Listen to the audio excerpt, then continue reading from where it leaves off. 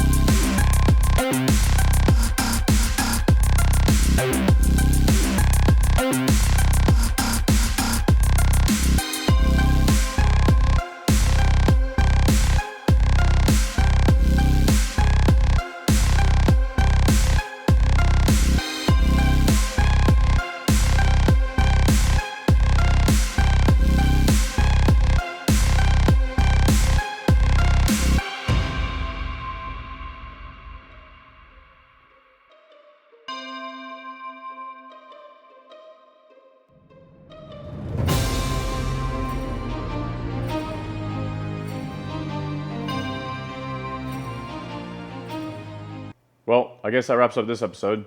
I've been wanting to build a Flatland specific bike ever since I knew what it was in the late 90s. And I grew up watching Rad on Betamax, and I dreamed of doing Flatland tricks and never really got around to doing it.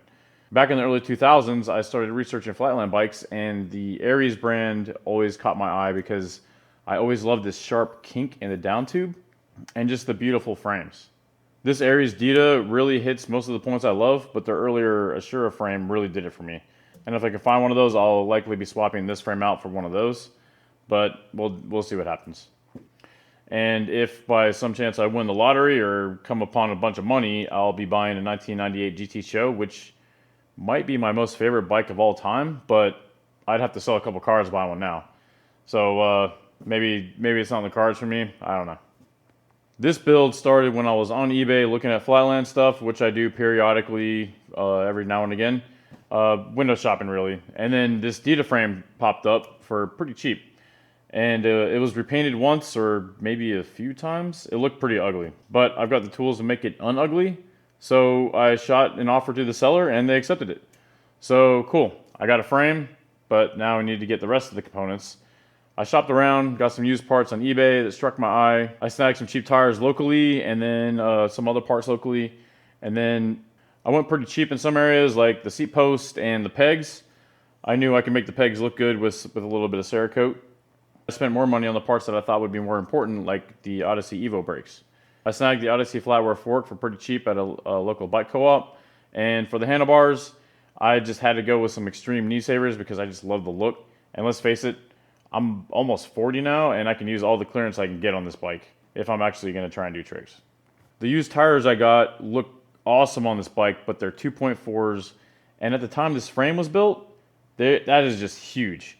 Also, based off of some research, it seems like the go-to Flatland tire size is like a 1.75 or 1.95 these days. And the Odyssey flatware fork was also designed for a smaller tire about that size too. So I had to do a little grinding to clearance these big tires. At the end of the day, I don't plan to really do any modern Flatland. I intend to attempt some old Flatland tricks, and I hope that these big tires won't hinder my performance. I mean, ultimately, if I can do a couple cool tricks and look at this thing on the display in the off hours and admire it, I'm going to call this build a win. And besides, it looks pretty cool with these big tires. I wanted this thing to be pretty subtle yet really pop if you walk up on it. So I went with a Prismatic Powders Beetlejuice powder coat for the frame, the bars, the fork, and the seat post. And it's got this really great metallic sparkle and just a mild flip-flop between like an olive drab and kind of a dark blue-green. But it's not overly flashy. For all the smaller components, I decided to do a Cerakote finish, and I used a base of H-Series Magpul Stealth Gray, which is more of like a blue. And then I splashed in a little bit of Magpul OD Green, and I really couldn't be happier with the results. On the other hand, my son and my good friend Dave said it looks like there's mud sprayed on the parts. That's cool. I guess I like mud sprayed things. Either way, this thing turned out way better than I'd hoped, and I can't wait to start thrashing this thing. On that note, I'm going to go ahead and end this video here because no one wants to see me try and attempt to do any Flatland tricks at my age, or maybe you do, but I don't want you to. So, as always, thank you so much for watching, and I'll see you on the next episode.